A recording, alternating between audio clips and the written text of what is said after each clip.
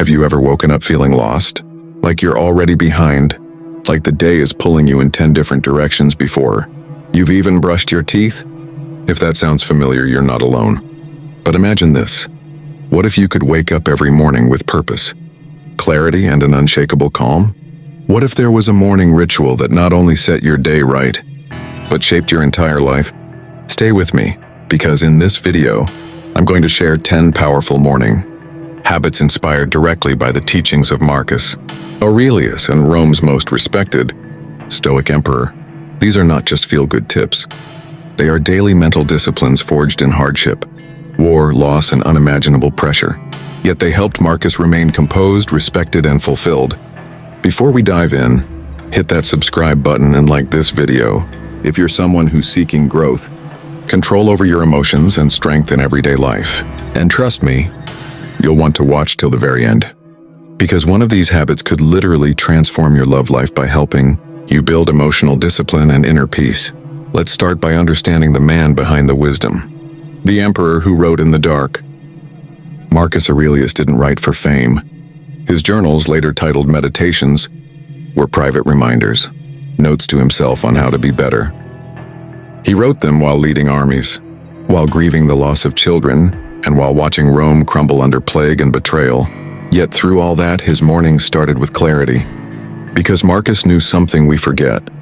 How we begin our day is how we live our life. So let's walk through 10 timeless morning habits that Marcus himself would have practiced, and how they can reshape your day, your decisions, and your relationships. 1.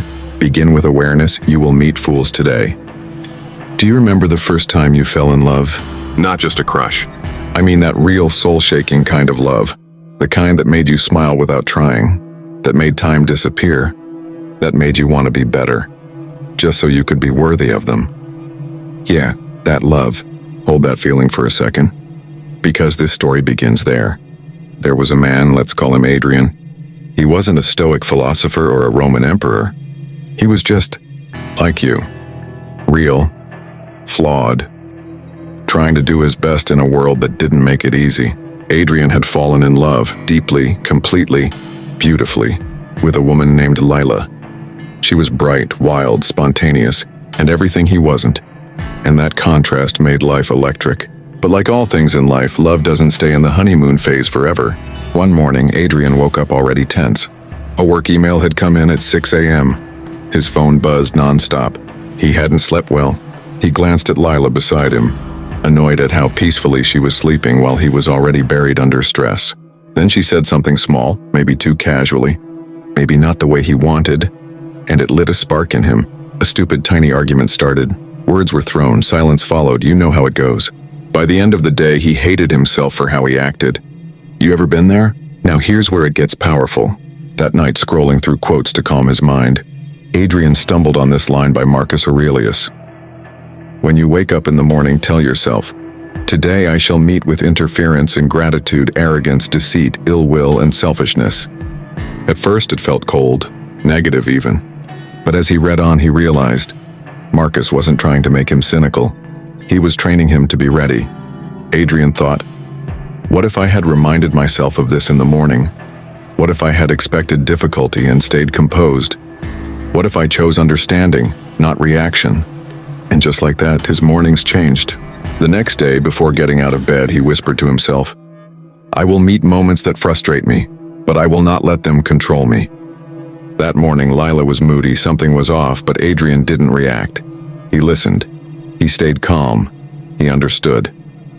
And what could have been another ruined morning became a moment of reconnection. Now let me turn this to you. Think about your love, past or present. How many fights started from misunderstanding?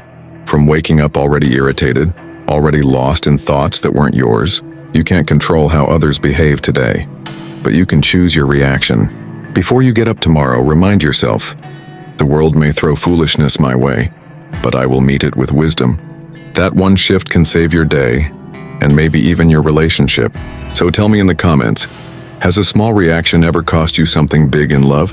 And keep watching, because the next morning habit will help you reconnect with your body and your peace. 2. Do not neglect the body. Move with intention. When was the last time you danced with someone you loved? Not at a club, not at a wedding. I mean really danced, no audience, no pressure, just you and them, maybe in the kitchen, maybe in the rain, maybe to a song only the two of you knew. Feels like a memory, doesn't it? For Adrian and Lila, those little dances were everything. In the beginning, they danced all the time, barefoot, spontaneous, full of laughter. It wasn't about moves. It was about connection, presence, playfulness. But over time, something happened. Stress crept in. The dancing stopped. The bodies that once reached for each other now stayed glued to phones and routines. Mornings became mechanical. Wake, scroll, work, repeat.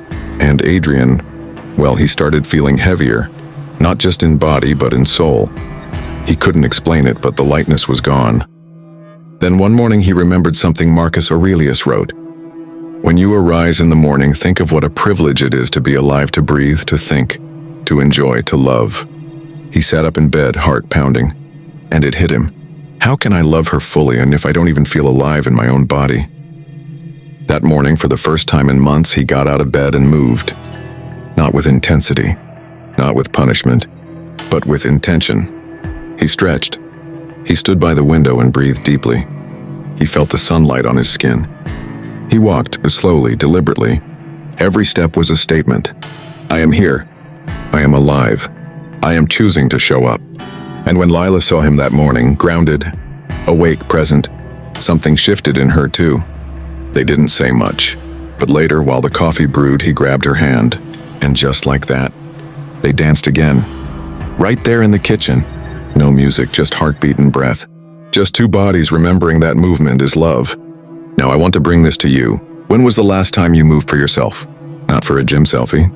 Not because a podcast said it boosts productivity, but because your body, this incredible machine that carries your soul, deserves to feel. The Stoics believed the body was sacred, a vessel for your character, a bridge between thought and action.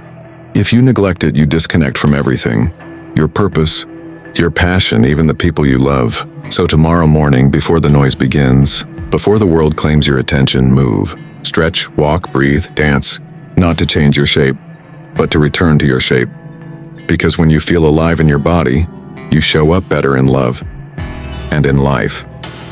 So let me ask you, when's the last time you truly felt present in your own skin? Comment below. I will move with intention. And keep watching, because the next habit is about reclaiming your peace before the world steals it. 3. Reclaim your thoughts before the world steals them. Can I ask you something a bit personal? When you wake up, what's the first thing you do? Do you reach for your phone? Check messages, scroll through Instagram or WhatsApp. Maybe look for a reply from someone you love. Or worse, notice they haven't replied. If so, you're not alone. Adrian did the same thing. After all the progress he and Lila made, dancing again, finding little moments of peace, things still weren't perfect. Because love never is. And mornings were the hardest. He'd wake up and reach for his phone, instantly bombarded. News messages, notifications, ads, reels, stories. And just like that, before he'd even gotten out of bed, his mind was crowded. No space, no clarity, no Adrian. And that meant when Lila said something, even something small, something innocent, he wasn't really there. He'd half listen, half think about the email waiting or the news. He just read or the comment on that post from an ex he hadn't heard from in years. Can you relate? You know those mornings where your body's in the room, but your heart is already somewhere else? One day, Lila finally asked him, "Where do you go in the morning?" "Because it's not here with me." And those words hit harder than any argument. That night, unable to sleep, Adrian turned to the old journal he kept on his nightstand. The one with quotes from the Stoics, especially Marcus Aurelius. And he read, "The soul becomes dyed with the color of its thoughts, so take care what you think." That line stopped him cold. What color were his thoughts in the morning? What color was he painting his soul before he even kissed the woman beside him?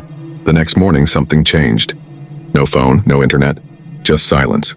Adrian sat at the edge of the bed, closed his eyes, listened to his breath. He let the thoughts come and didn't chase them. He asked himself one question. Who do I want to be today? Not what he wanted to do, but who? And when Lila stirred awake beside him, he looked at her with different eyes, present, grateful, calm. And for the first time in a long time, she felt seen. Now let me bring this to you. Have you ever lost yourself in someone else's world before even stepping into your own? If you give your mind away the moment you wake up, how can you expect to own your day, your peace, or your love? So here's a challenge.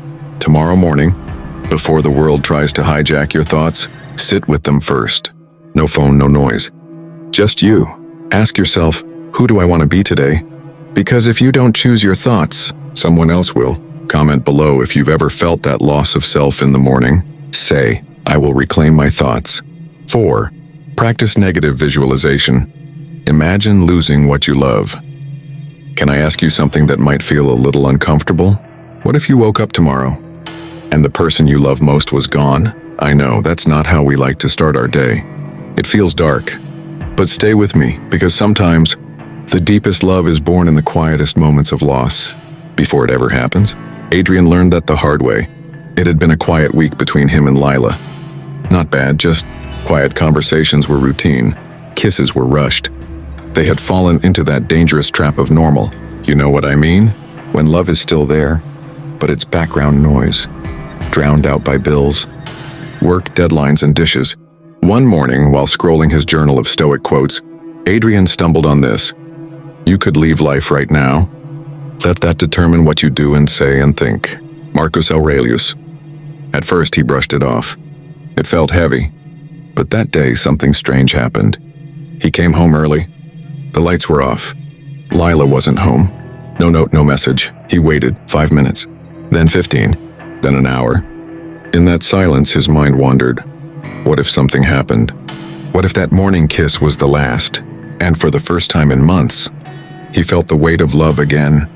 Eventually, she walked through the door, safe, smiling, unaware of the storm in his chest.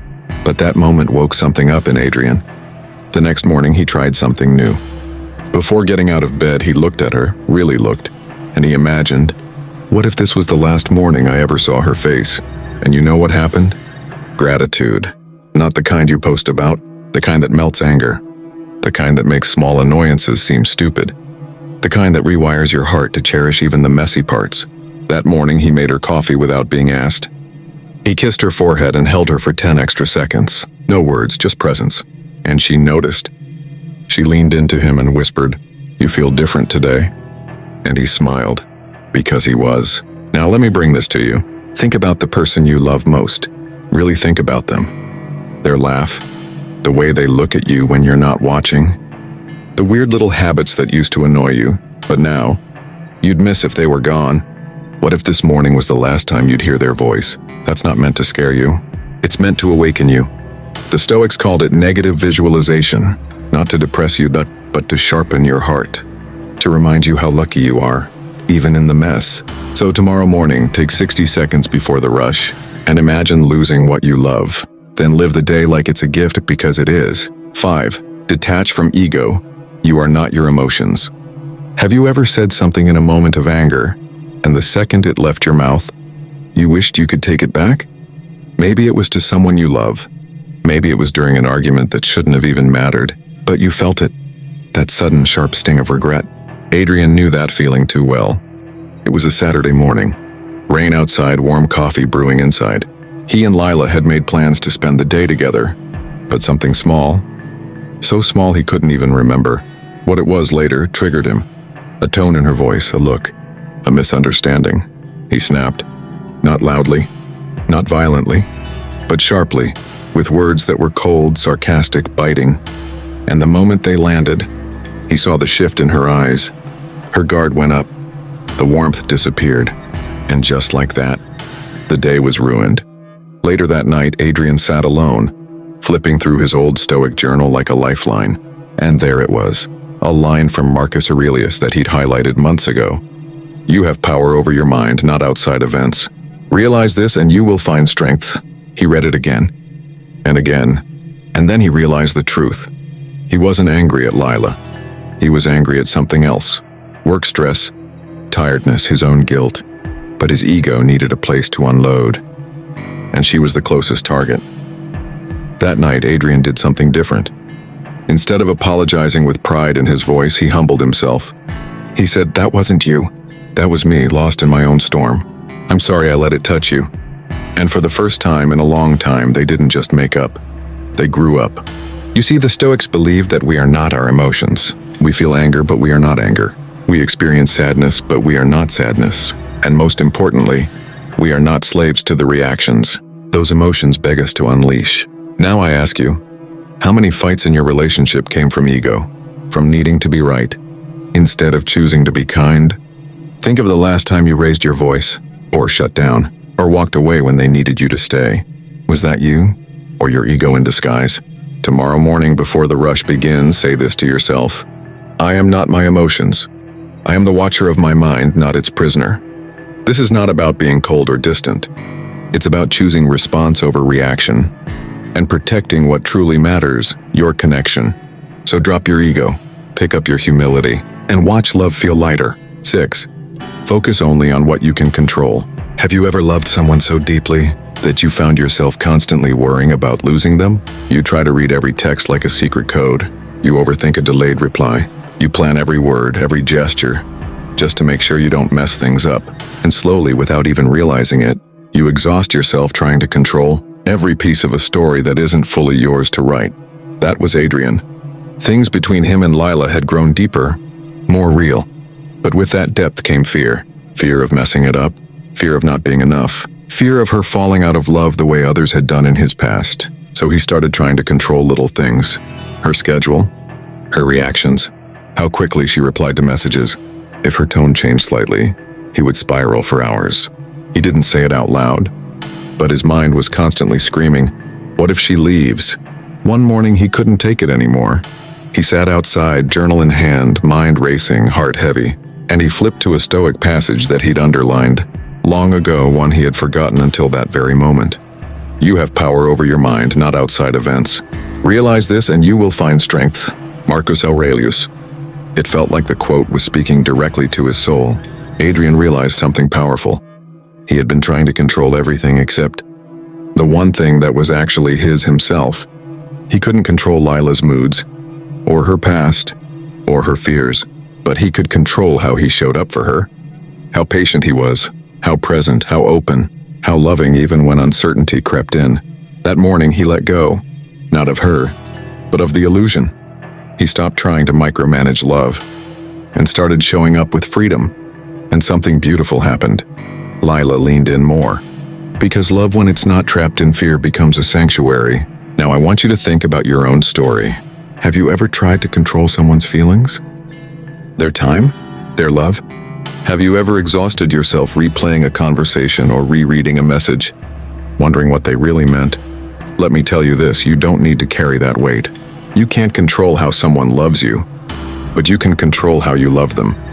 You can control your effort, your kindness, your honesty, your peace. That's the core of Stoicism, and it's the secret to lasting love. So tomorrow morning, breathe deeply. Look in the mirror and say, I will focus on what I can control and release what I cannot. And watch how light your heart begins to feel. 7. Embrace silence before you speak. Have you ever said something in the heat of the moment, and the second it left your lips, you felt that sinking, sickening regret? Maybe it was during an argument with someone you love.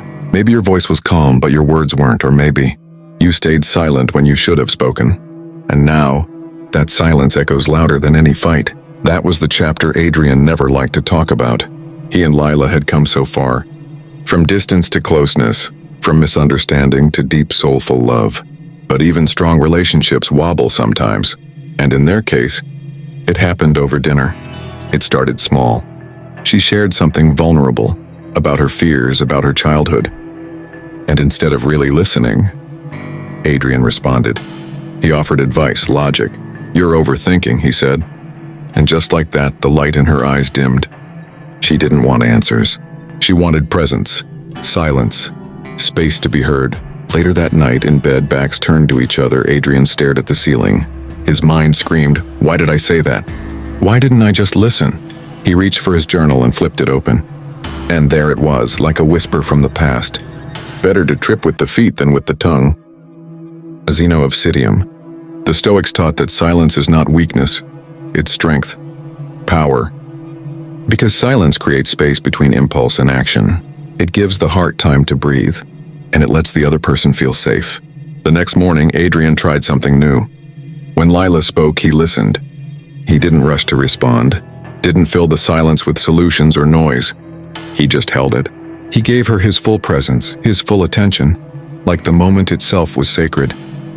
And in that silence, she opened up more than she had in weeks, because sometimes silence is the most loving sound in the world. Now let me bring this to you. Think about the last time someone you loved tried to tell you something raw, something vulnerable.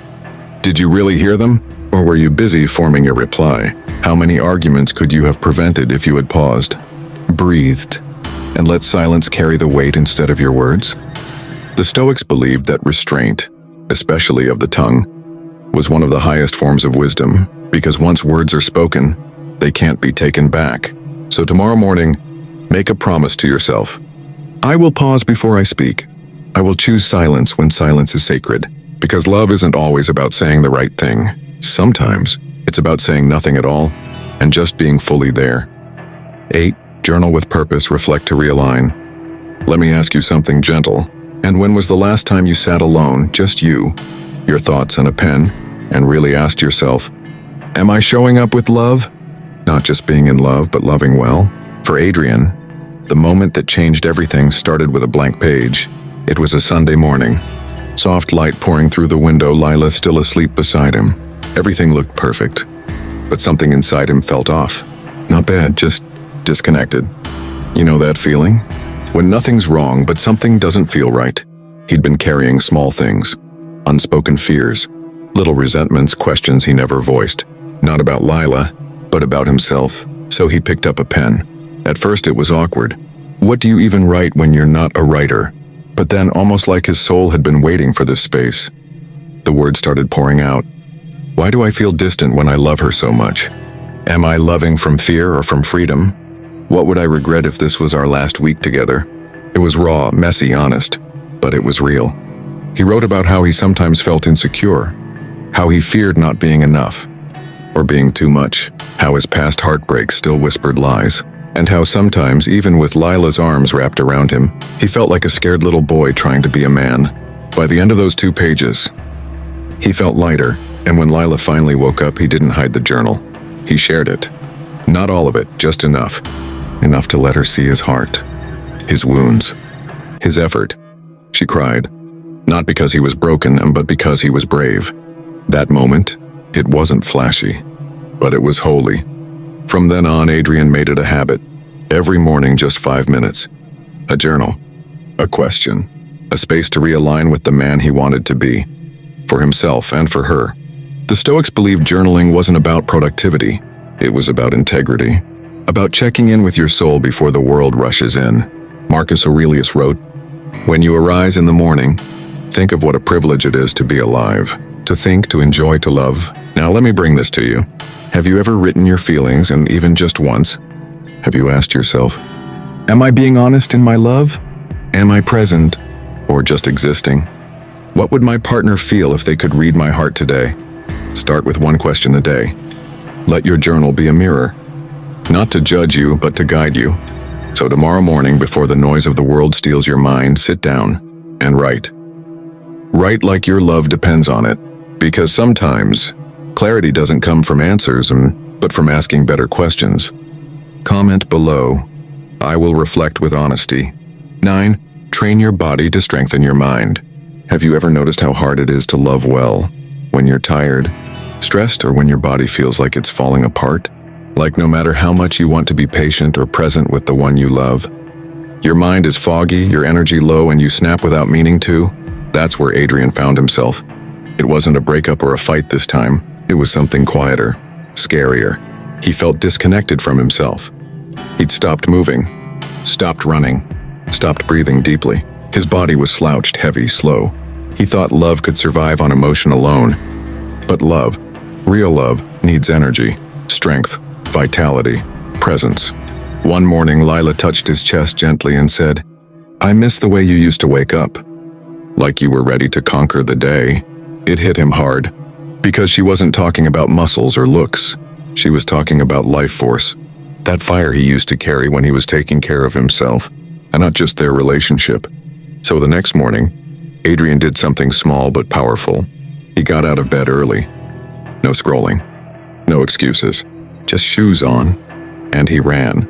At first it was slow, breathless, uncomfortable, but it reminded him of something the Stoics lived by. No man is free who is not master of himself. Epictetus. And mastery starts with the body. Adrian realized that every drop of sweat, every early morning stretch, every push-up, it wasn't about vanity. It was about discipline, clarity, power. He noticed that when his body was in motion, his mind was calmer, more focused. He started bringing that strength into their relationship, showing up with energy, making plans again, being present during conversations instead of spacing out. And Lila noticed, not just the stronger body, but the sharper presence. Because when we train our bodies, we don't just build muscles and we build emotional resilience. We stop reacting impulsively. We breathe through stress. We gain the stamina to hold space for ourselves and for someone we love. So now I want to ask you, when was the last time you moved your body? Not to lose weight, not to impress anyone, but just to feel alive again?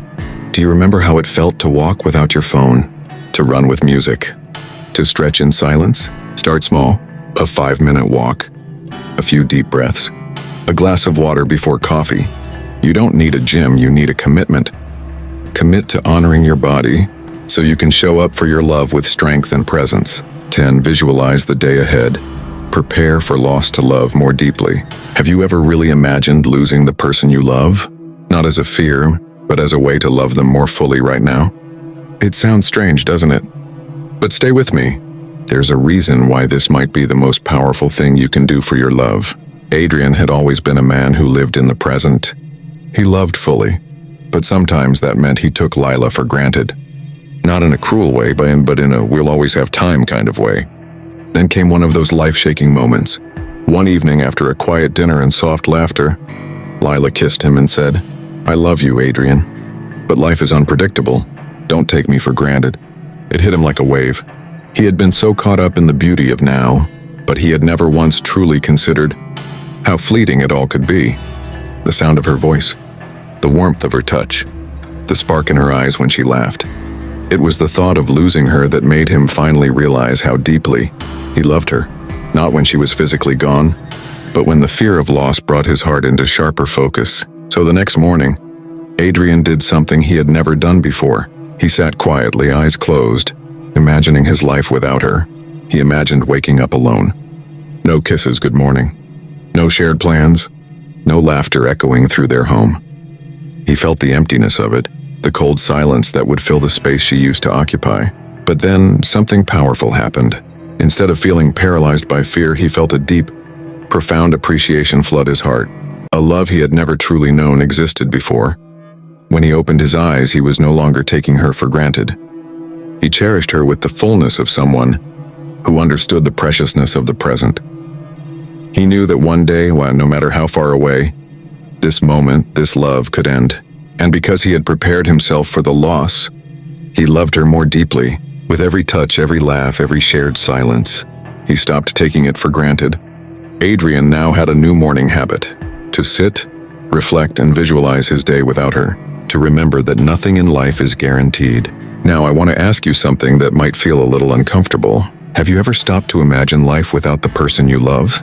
Not to drive yourself into panic, but to truly appreciate the preciousness of the time you share together. It's a bittersweet practice, but it's incredibly powerful. Start tomorrow morning. Close your eyes and ask yourself, what if today was the last day I had with the one I love? Imagine that loss. Sit with it. And then, when you open your eyes, use that feeling to pour more love into the time you have. More patience, more tenderness, more presence. Because love is never guaranteed. But how we love is a choice we make day by day. Comment below, I choose to love deeply today. Or is this good to go as is? So what does a Stoic morning routine really look like? It's not about cold showers or perfect journaling. It's about preparing your soul for life's chaos. It's about choosing clarity over confusion, virtue over vanity, and discipline over distraction. If you take even one of these practices seriously, your mornings will become your sanctuary, and over time your entire life will change. You'll be calmer in arguments, clearer in love, more focused in your work, and deeply aligned with who you are meant to be. If this resonated with you, subscribe to the channel, like the video, and comment below, "I choose clarity." Let's build a community of people who rise with purpose, like Marcus Aurelius did, not to impress the world but to conquer themselves. With that said, thanks for watching, and until next time.